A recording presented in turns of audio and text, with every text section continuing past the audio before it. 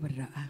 Tuhan, terima kasih untuk akhir minggu ini Tuhan, kami bersyukur kepadamu ya Bapa. Kami terus diberi kesempatan untuk membangun keintiman kami bersama dengan Engkau di tempat ini ya Bapa. Kami bersyukur ya Tuhan, semua karena anugerah-Mu.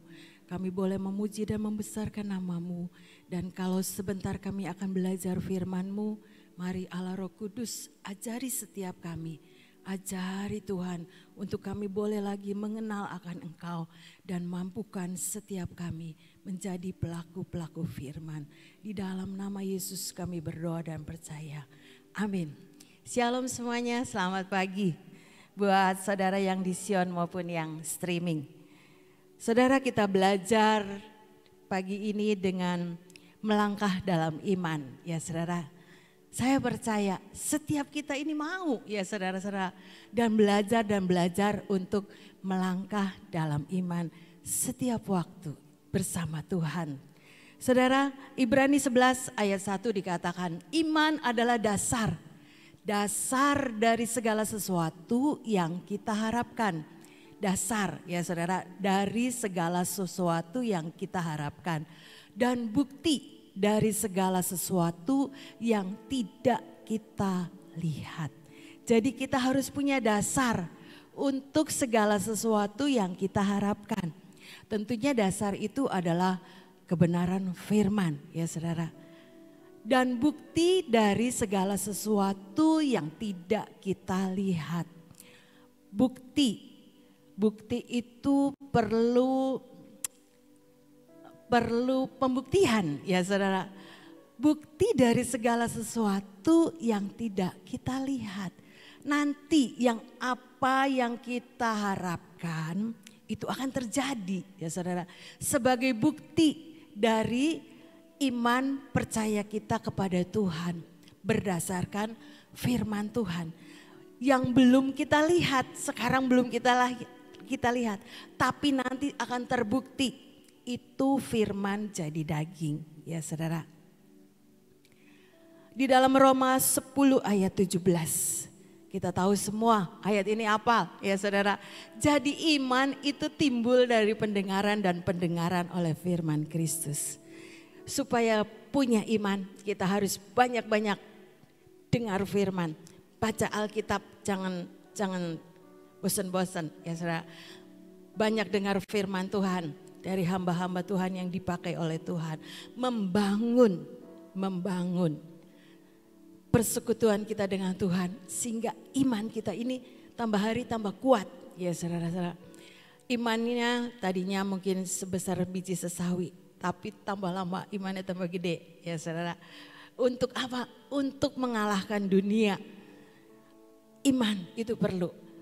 Jadi iman timbul dari pendengaran dan pendengaran oleh firman Kristus. Sekarang gampang sekali untuk dengar khotbah, setel sana YouTube ya saudara-saudara, pindah channel itu gampang sekali.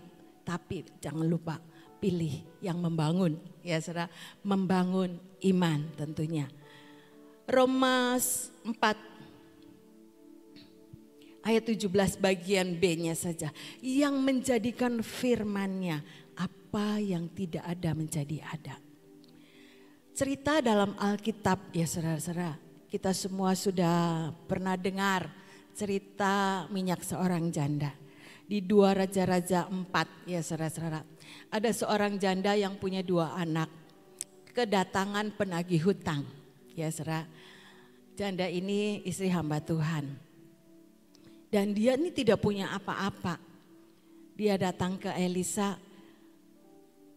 Ada orang yang mau menagih hutang untuk menagih hutang dan mau membawa kedua anaknya karena nggak bisa bayar ya saudara-saudara. Jadi si Nabi Elisa nanya, masih punya apa kamu di rumah? Cuma punya sebotol minyak dalam buli-buli.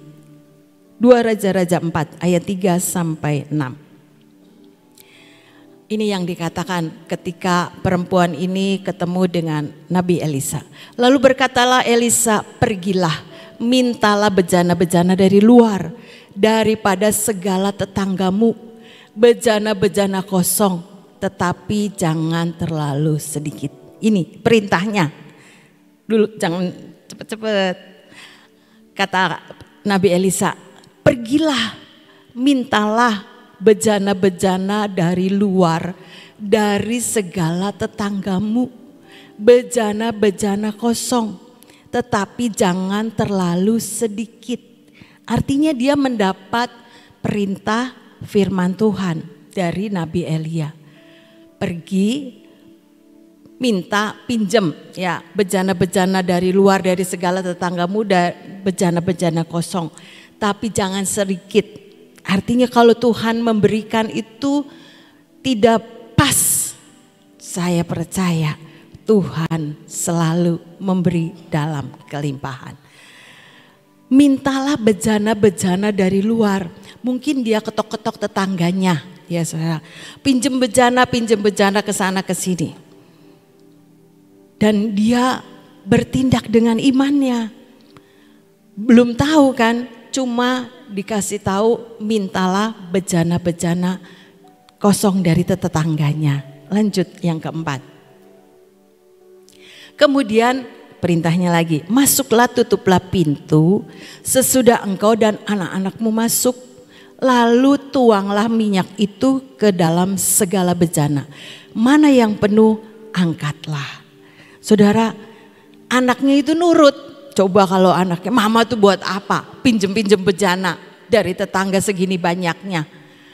Minyaknya mana? Gitu ya saudara. Tapi enggak, ini anak yang baik. Dari kedua anaknya ini anak yang baik. Bantuin malah, pinjem sana, ketok sini. Ibu permisi pinjem bejana yang kosongnya. Dibawalah masuk ke dalam rumah mereka. Dan diperintahkan lagi. Tutup pintu dan sesudah itu tuanglah minyak ke dalam bejana. Mana yang penuh angkatlah. Lanjut. Pergilah perempuan itu daripadanya, ditutupnya pintu sesudah ia dan anak-anaknya masuk, dan anak-anaknya mendekatkan bejana-bejana kepadanya sedang ia terus menuang. 6. Ketika bejana-bejana itu sudah penuh, berkatalah perempuan itu kepada anaknya, dekatkanlah kepadaku sebuah bejana lagi. Tetapi jawabnya kepada ibunya, tidak ada lagi bejana. Lalu berhentilah minyak itu mengalir. Ketika dia mendapat perintah, masuk, tutuplah pintu,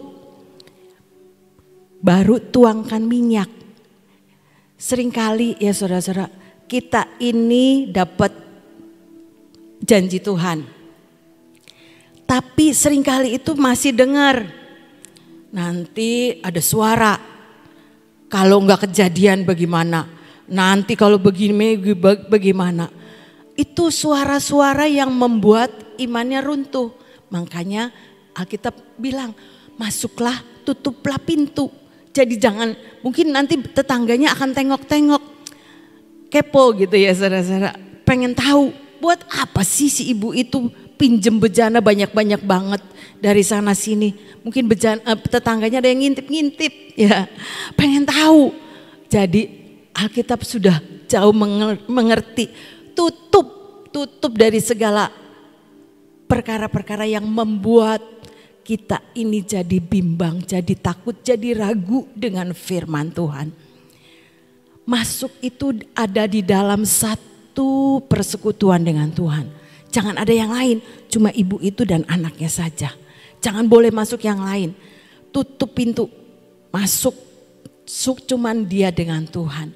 Artinya kita harus terus membangun keintiman kita dengan Tuhan. Sehingga Tuhan itu yang akan memberikan perintah-perintah selanjutnya dalam hidup saudara dan saya. Ketika kita banyak mendengar, perintah itu jadi samar saudara. Jadi gak jelas lagi, kan bingung, kata ini begini, kata ini begini, kata itu begitu.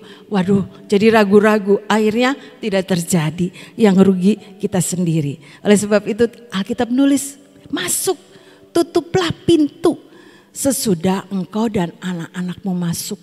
Lalu tuanglah minyak itu ke dalam bejana. Mengerjakan minyak yang mungkin sedikit, bejananya besar. Butuh iman ya serasa. Tapi ini perintah dari Nabi Elisa. perempuan itu melakukan semuanya. Tuanglah minyak itu ke dalam bejana. Artinya sesuatu keajaiban sedang terjadi ketika perempuan ini percaya dengan apa yang dikatakan oleh Nabi Elisa. Oleh sebab itu butuh iman, saudara-saudara.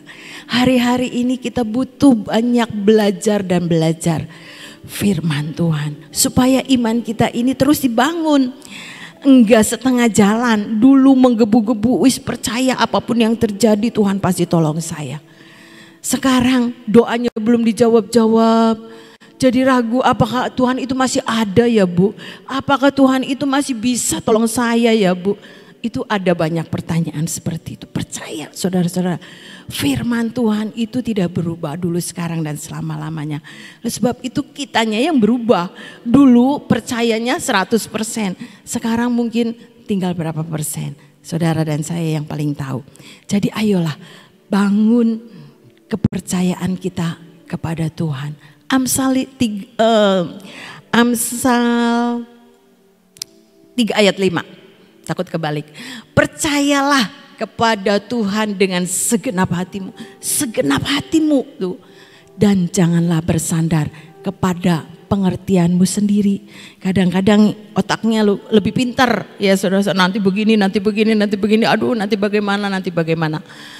Itu pengertian manusia. Ya saudara, tapi Alkitab mengingatkan, percayalah kepada Tuhan dengan segenap hatimu. Dan janganlah bersandar kepada pengertianmu sendiri. Seperti ibu tadi, tuanglah minyak sampai bejana-bejananya yang kosong itu sudah gak ada lagi. Sudah penuh semuanya. Dan itulah ketika saudara dan saya percaya. Berjalan di dalam firman Tuhan, maka keajaiban itu terjadi. Ya saudara-saudara, minyak yang sedikit mana mungkin bisa ngisi bejana yang besar. Banyak lagi, jangan terlalu sedikit. Itu kuasa Tuhan dinyatakan. Saudara dan saya juga pasti mau mengalami. Bukan cuma teori. Ya saudara-saudara, yuk sama-sama praktek. Percayalah kepada Tuhan dengan segenap hatimu dan janganlah bersandar kepada pengertianmu sendiri. Ada cerita Naaman, ya saudara. Dia dapat firman.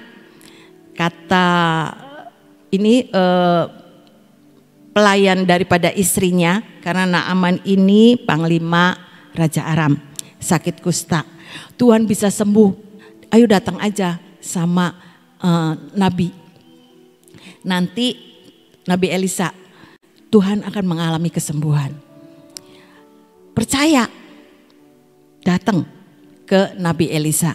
2 Raja-Raja 5 ayat 9-14. Kemudian datanglah Naaman dengan kudanya dan keretanya lalu berhenti di depan pintu rumah Elisa.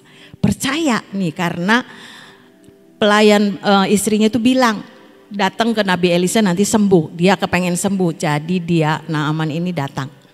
Lanjut 10. Elisa menyuruh seorang suruhan kepadanya mengatakan, pergilah mandi 7 kali dalam sungai Yordan. Maka tubuhmu akan pulih kembali sehingga engkau menjadi tahir. Nabi Elisanya gak ketemu, cuman suruhannya yang ketemu sama Naaman. Ya saudara. Perintahnya mandi 7 kali dalam sungai Yordan. Nanti kamu akan pulih dan tahir kembali. 11. Tetapi pergilah Naaman dengan gusar sambil berkata, aku sangka bahwa setidak-tidaknya ia datang keluar dan berdiri memanggil nama Tuhan. Nabi Elisanya keluar nih maunya Naaman nih. Memanggil nama Tuhan Allahnya, lalu menggerak-gerakkan tangannya di atas tempat penyakit itu dan dengan demikian menyembuhkan penyakit kustaku. Tetapi pergilah Naaman dengan gusar sambil berkata, 11 terus 12. Bukankah Abana dan Parpar sungai-sungai Damsik lebih baik dari segala sungai di Israel? Bukankah aku dapat mandi di sana dan menjadi tahir? Kemudian berpalinglah ia dan pergi dengan panas hati. Pergi, nggak mau nurut, pergi ke Yordan nggak mau. Sungai Abana dan Parpar ini lebih baik daripada sungai Yordan, ya saudara. Dia sudah percaya sama Elisa. Ketika dapat firman, enggak ketemu sama Elisanya, cuma dapat firman pergi ke sungai Yordan. Dia pikir sungai di Abana itu lebih baik dan Parpar itu daripada sungai Yordan. Ngapain gitu ke mandi di sana. Tapi ini firman. Jadi si Naaman itu berpalinglah ia dan pergi dengan panas hati. Enggak jadi mau nurut apa yang dikatakan Nabi Elisa. Bukankah ini juga seringkali terjadi dalam hidup saudara dan saya? Seringkali saking kitanya ini punya pikiran-pikiran yang tidak seperti firman. Ya saudara, percaya sih percaya. Iman iya. Tapi seringkali punya pengertian sendiri. Seperti Amsal tadi mengingatkan. Berpalinglah Naaman dan pergi dengan panas hati. Kecewa, mungkin marah. Kenapa udah jauh-jauh Nabi Elisa ini gak mau ketemu saya. Cuma suruhannya disuruh lagi ke sungai Yordan. Lebih baik sungai di sana di Damsik. Tapi itu firman. Ketika ayat yang ke-13. Tetapi pegawai-pegawainya ini datang mendekat serta berkata kepadanya, Bapak, seandainya Nabi itu menyuruh perkara yang sukar kepadamu, bukankah Bapak akan melakukannya? Apalagi sekarang, dia hanya berkata kepadamu, mandilah dan engkau akan menjadi tahir. 14.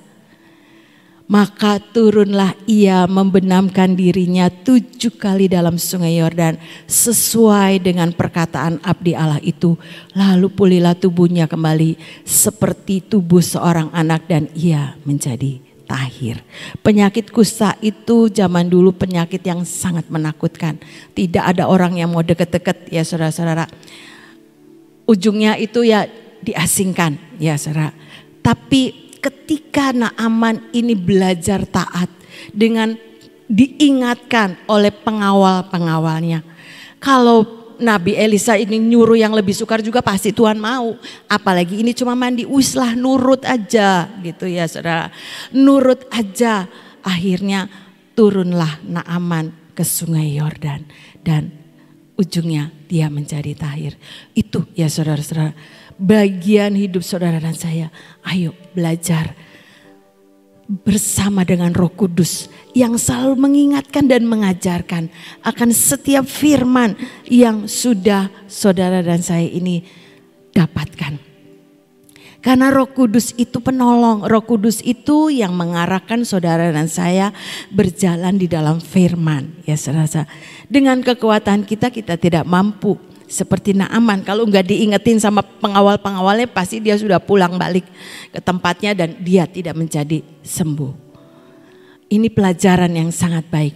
2 cerita ini ketika janda itu taat dengan apa yang dikatakan oleh Nabi Elisa, dia mengalami satu kehidupan yang diubahkan oleh Tuhan. Dari kekurangan menjadi diberkati oleh Tuhan. Dia bahkan bisa hidup dari lebihnya, Alkitab tulis begitu ya saudara. Apa yang dibutuhkan itu dicukupkan oleh Tuhan. Naaman yang tadinya sudah pengen pulang, enggak mau nurut sama apa yang dikatakan oleh firman. Tapi ketika dia taat dengan apa yang dikatakan oleh pengawal-pengawalnya, dia mengalami kesembuhan. Demikian juga saudara dan saya, ayo belajar dan belajar. Saudara dan saya ini belajar percaya dan taat melakukan apa yang Tuhan mau. Sehingga kita ini mengalami seperti firman Tuhan katakan. Ketaatan mendatangkan mujizat. Ya saudara, seperti Naaman, seperti janda yang punya 2 anak ini. Mereka mengalami, tapi biarlah cerita ini yang mungkin saudara dan saya sudah sering puluhan kali baca, sudah sering puluhan kali mendengar. Tapi bagian saudara dan saya ini praktek, ya saudara, praktek apa yang Tuhan sudah ajarkan lewat firman-Nya. Ada seorang bapak cerita sama saya, ada saudaranya itu mimpi katanya. Mimpi ketemu sama seorang seperti orang Timur Tengah. Ditanya, Bapak mau kemana? Mau menjemput pengantenku katanya. Dia lihat tangannya berlubang dua-duanya. Berarti dia tahu itu Tuhan Yesus yang ada di depannya. Ya saudara. Udah selesai mimpinya seperti itu. 2 hari kemudian mimpi lagi katanya. Dia lihat orang itu baris, panjang sekali, rapi, katanya barisnya tuh rapi. Tapi orang yang mimpi ini ketinggalan sandalnya, enggak pakai sandal. Jadi dia tuh ketinggalan cari sandalnya dulu. Dia balik lagi, barisannya udah hilang katanya. Wah, ini warning. Bukan cuma buat yang ngimpi ya saudara. Warning buat gereja Tuhan. Kedatangan Tuhan sudah amat sangat singkat. Persiapkan diri kita masing-masing ya saudara. Jangan sampai ketinggalan. Jangan sampai ketinggalan. Kasut itu kan Efesus 6 ayat 15. Kerelaan memberitakan Injil damai sejahtera. Biar kita ini bukan cuma seperti saya, contohnya ini saya aja. Bukan cuma ngomong, memberitakan Injil damai sejahtera. Tapi Tuhan mau setiap kita juga jadi pelaku firman. Nah ini, kakimu berkasutkan kerelaan untuk memberitakan Injil damai sejahtera. Bukan cuma dengar firman, bukan cuma menyampaikan firman. Tapi hidup kita juga harus jadi berkat pelaku firman ya saudara. Saya ini contohnya saya belajar dan belajar. Jangan cuma bisa ngomong doang, omong doang. Rugi saya nanti ya saudara-saudara. Orang lain diberkati, sayanya ketinggalan enggak mau ya saudara-saudara. Jadi belajar dan belajar, yuk sama-sama kita menjadi orang yang percaya. Dalam ketaatan untuk melakukan apa yang menjadi bagian kita. Sehingga ada perkara-perkara yang ajaib itu bisa terjadi dalam hidup saudara dan saya. Kalau saya renungkan, saya ini sudah setahun pindah ke toko yang baru. Ya saudara-saudara. Kalau nggak nurut, ya nggak dapet itu toko yang Tuhan berikan pada saya. Toko itu baru saudara-saudara, belum dipakai. Kita berdoa dan berdoa waktu itu. Supaya toko itu ada yang nyewa. Saya ingat setiap pagi kalau doa di sekolah, itu ruangan supaya ada yang nyewa. Tapi kira-kira saya sampai 10 tahun ini, besok ini ulang tahun sekolah Senin ke-11. Berarti saya udah setahun.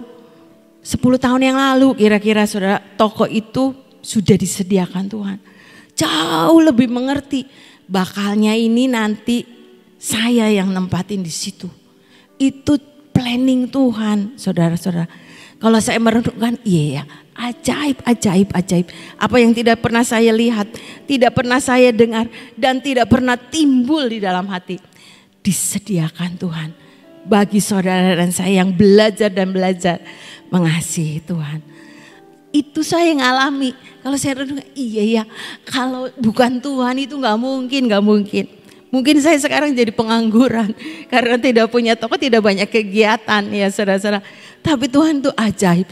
Tuhan gak mau suami saya dan saya itu nganggur. Tetap harus berkarya buat Tuhan ya saudara. Yang ajaibnya, toko itu kan pindah ke tempat yang baru. Saya sudah lama dagang di toko yang lama. Tapi itu langganan pada datang saudara-saudara. Itu kalau bukan Tuhan, mereka bilang, saya cari, saya tanya-tanya, ini kemana tokonya pindahnya. Kalau bukan Tuhan, ya saudara-saudara. Siapa yang bisa panggil, ayo datang ke toko saya, ayo datang. nggak bisa begitu, saudara. Itu betul-betul karya Tuhan. Jadi ajarin saya Tuhan, ayo terus taat dan setia sama Tuhan. Ajari saya terus menjadi pelaku firman. Supaya apa? Supaya bukan cuma bisa ngomong ya saudara-saudara, tapi terlebih saya ini ngalami apa yang firman Tuhan itu janjikan. Melangkah dalam iman. Sudah setahun saudara-saudara saya ada di toko yang baru ini. Saya boleh melihat pekerjaan kuasa Tuhan itu begitu ajaib. Saya tambah dekat ke taman, nanti ada yang panggil saya bisa cepat datang. Dulu saya 3 bulan di sini ya saudara-saudara, packingin minyak 3 bulan, tidak kerja di toko. Suami saya sendirian sama karyawan saja. Mungkin lama-lama dia nggak enak sendirian di toko. Udahlah, tokonya dijual aja. Kita sudah nggak usah buka toko lagi. Mungkin karena dia nggak ada temennya, saudara-saudara. Tapi sekarang saya begitu toko di sini, dia nggak bilang begitu lagi. Karena apa? Karena sering bolak-balik dekat. Jadi mau ke taman dekat, mau ke Gracia dekat, pokoknya semua bisa dilakukan. Multifungsi, ya saudara-saudara. Itu Tuhan buat saya ini ngerti. Oh iya, ajaib. Ketika saya belajar melakukan firman di dalam ketaatan, menjadikan firman itu menjadi nyata dalam hidup saya dan saudara. Ayo belajar dan belajar melangkah dalam iman bersama dengan Tuhan. Sehingga apa yang kita rindukan itu terjadi. Kemarin ada tamu dari Overcomer. Saya cerita kesaksian ini. Saya bilang ajaib Tuhan. Oh minyaknya dari lantai Bu, iya minyaknya itu dari lantai gak habis-habis. Saya bilang wow ajaib katanya. Itu kalau bukan Tuhan ya, wong minyak dari lantai. Gak ada, bilang ada, oh ada selangnya. Nah, di mana selangnya kalau di lantai gak bisa naruh selang. Oh ada timernya, di mana lantai itu bisa taruh timer. Ya semua bisa mata melihat. Lantai itu enggak ada apa-apanya, lantai doang, tapi bisa keluar minyak. Itu karya Tuhan, pekerjaan Tuhan yang benar-benar supranatural terjadi. Ayo ngalami ya saudara-saudara. Bukan cuma lihat di taman, tapi setiap kita ngalami pekerjaan karya Tuhan dalam hidup saudara dan saya yang ajaib itu. Boleh kita nikmati ya saudara. Kalau saya bisa melihat, wow itu, kalau pemimpin saya bilang, nanti mau dibagi minyak. Wah, saya semangat. Saya selalu ingat cerita di minyak seorang janda ini. Ngambil bejana dari tetangga yang banyak. Saya juga sedia wadah yang banyak. Supaya ketika tuh minyak itu dituangkan, wadahnya sudah siap. Wadah hidup saudara dan saya. Jadi wadah yang bersih. Ya saudara, ketika pekerjaan karya Tuhan yang supranatural itu terjadi dalam hidup saudara dan saya. Kita itu sudah siap punya wadah yang bersih dalam ketaatan. Dalam kita mengikuti apa yang firman Tuhan mau. Biar Roh Kudus yang menjadi penolong buat saudara dan saya. Memampukan apa yang menjadi bagian kita. Karena dengan kekuatan kita tidak mampu. Saya tidak mampu. Oleh sebab itu belajar dan belajar. Yuk bareng-bareng. Nikmati setiap firman jadi nyata dalam hidup saudara dan saya. Dalam melangkah dengan iman. Amin, amin. Tuhan Yesus memberkati.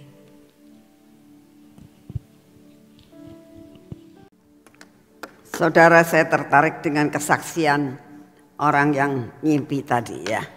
Tadi kan dikatakan orang yang ngimpi yang pertama kali dia ketemu Tuhan Yesus. Yang kedua kali semua orang pada jalan. Berarti Tuhan Yesus sudah jemput mempelainya, dia ketinggalan karena nggak punya sandal ya. Nah, waktu saya mendengar kesaksian itu, wah kita perlu yang dinamakan mempersiapkan diri.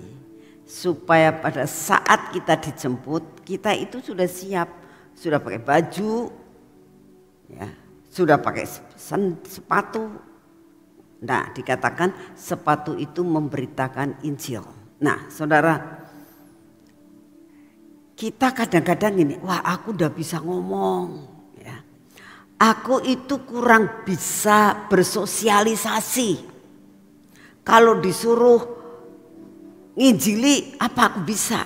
Saudara, menginjil itu tidak harus jadi pendeta. Ya, sekali lagi ya.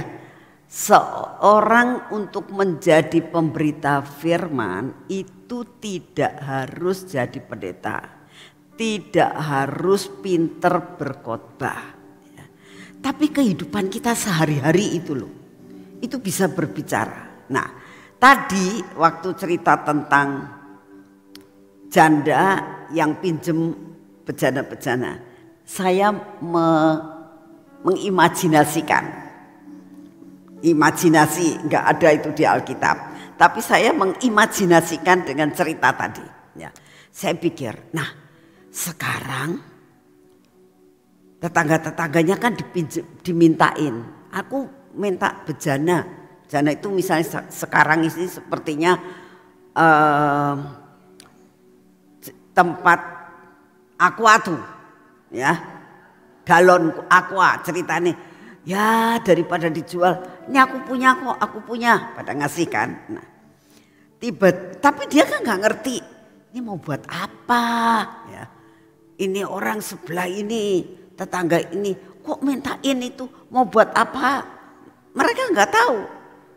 Ya sudahlah, karena tetangga nggak enak kasih. Tapi mereka nggak mikir, tetangga ini nggak mikir apa yang dilakukan dia. Mau dijual, mau diapain, nggak ngerti. Tiba-tiba besoknya, ini imajinasi sekali lagi ya. Besoknya tetangga itu ngomong, aku jual minyak. Si janda ini nih ngomong, aku jual minyak. Terus tiba-tiba pintunya dibuka, ya. Dia dasaran di luar. Terus anaknya suruh nawar-nawarkan ke pasar, ya, karena disuruhnya kan dijual, ya kan. Tetangga yang lain, dapat dari mana? Aku minjemkan orang itu kosong. Kok tiba-tiba besoknya dia jualan minyak? Dari mana itu? Pernah nggak mikir gitu? Ya saya tadi baru mikir, iya ya saya bilang. Waktu Ibu Guatlan cerita saya, iya ya. Kita tetangga-tetangganya heran. Kok tiba-tiba dia bisa jadi agen minyak? Gak habis-habis lagi. Banyak sekali. Ini. Saudara, saya yakin tetangga-tetangganya itu akan kepo. Tadi dikatakan ya. Tanya, loh kamu kemarin kan pinjem sama saya? Iya. Kenapa bisa keluar minyak? Nah, saya yakin ya, si janda itu cerita. Oh iya, begini. Saya dapat firman melalui Nabi Elisa, ngomongnya gini. Itu sudah pemberita firman. Janda itu belum pernah khotbah. Janda itu belum pernah menyampaikan sesuatu sekalipun dia istrinya imam, nabi, ya dikatakan murid nabi. Tapi dia nggak pernah diceritain dia itu jadi pemberita firman. Ya. Saya yakin saat tetangga-tetangga itu mau memberikan bejananya, mereka tahu ini janda adalah istrinya, jandanya nabi, mereka tahu. Makanya dikasih. Aduh, ini janda nggak tahu lah kenapa, pokoknya dia minta sesuatu dikasih aja. Tapi dengan mujizat, otomatis tetangganya akan nanya. Ya. Tanya Ibu Guatlan. Semua orang yang minta minyak tanya, kok bisa sih? Itu bagaimana? Ya. Ibu Guatlan bukan seorang penginjil, tapi bisa menjadi penyampai firman pakai sendal ya. Nah, hari ini siapkan hati kita bisa jadi berkat dimanapun juga ya. Tidak perlu jadi penginjil, nggak perlu jadi pendeta ya. Di mana saja tingkah laku perbuatan kita, dengan kita memberikan ngomong yang baik dengan tukang becak mungkin, dengan siapa saja ya, dengan kita katakan terima kasih ya, itu aja sudah merupakan suatu, kok orang ini terima kasih ya, dikasih suatu kok terima kasih ya. Kalau kita bisa terima kasih pada orang yang lebih rendah dari kita, itu orang itu akan merasakan dihargai banget. Dan itu sudah merupakan Injil yang diberitakan sesuai firman Tuhan. Ya. Harus siap apa? Sepatu. Amin. Yuk kita doa. Terima kasih ya Tuhan, untuk firman-Mu yang Kau berikan, untuk penyembahan dan pujian selama 1 jam. Terima kasih untuk kasih setia-Mu dan anugerah-Mu. Bapak, saat ini kami datang di hadapan-Mu. Kami tetap mau menjadi pendoa syafaat Tuhan untuk bangsa dan negara kami. Saat ini kami berdoa. Banyak masalah yang kami dengar apa yang terjadi. Masalah-masalah yang di Polri juga sampai sekarang belum ada sesuatu keputusan yang pasti. Tuhan, kami hanya minta kepadamu, biarlah semua yang Kau izinkan terjadi, Engkau yang akan menyelesaikan dengan sempurna. Kami berdoa Tuhan untuk Bapak Presiden kami dan semua stafnya yang Engkau berikan karunia, berikan wewenang untuk mengelola bangsa yang besar ini. Kami minta anugerah-Mu, hikmat, marifat, kebijaksanaan, sehingga apa yang diputuskan itu membawa sesuatu keputusan yang sangat baik untuk mengentaskan bangsa ini dari keterpurukan. Bapak, kami juga berdoa saat ini, damai sejahtera-Mu turun atas bangsa ini Tuhan. Biarlah keadaan politik dalam negara kami terkendalikan. Terima kasih untuk semuanya. Kami berdoa untuk cuaca saat ini, untuk musibah-musibah yang tiba-tiba terjadi dengan banjir seperti tsunami, longsor dan sebagainya Tuhan. Kami mohon anugerah-Mu, Engkau sendiri ya Tuhan yang akan mengendalikan keadaan cuaca di dunia ini. Kami menyerahkan keadaan di Indonesia ke dalam tangan-Mu. Bapak, kami juga berdoa pada saat ini. Kami minta anugerah-Mu turun atas kami. Kami butuh yang dinamakan kekuatan dan kesehatan untuk mencapai destiny kami. Oleh karena itu saat ini kami mau terima daya tahan tubuh yang baru.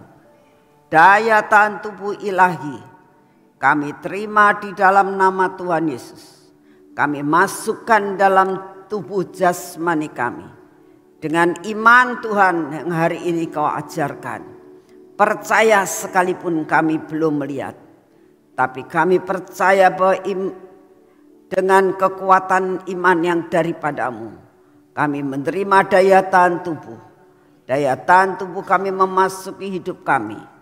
Maka mengusir segala virus yang ada. Segala kelemahan tubuh yang ada. Segala sakit penyakit yang ada. Diusir karena daya tahan tubuh yang baru. Daya tahan tubuh ilahi yang berasal daripada-Mu. Daya tahan tubuh yang keluar dari tubuh-Mu Tuhan. Tubuh yang sudah dipecah-pecahkan. Darah yang sudah dikeluarkan. Itulah yang memberi jaminan bahwa kekuatan dan kesehatan Kau berikan buat kami.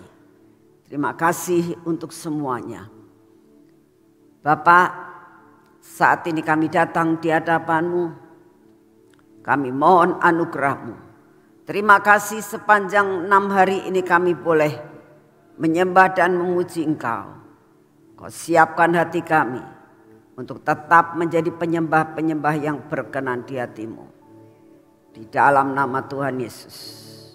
Mari kita masuk dalam pengurapan.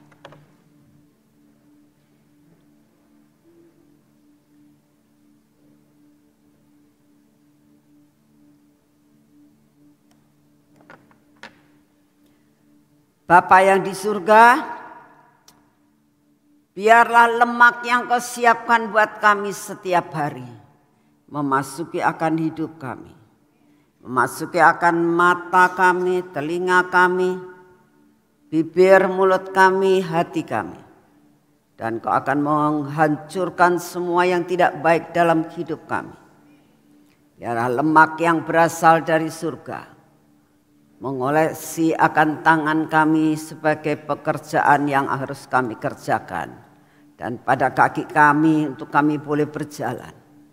Tuhan, Engkaulah pemimpin kami. Engkaulah yang menentukan langkah-langkah hidup kami.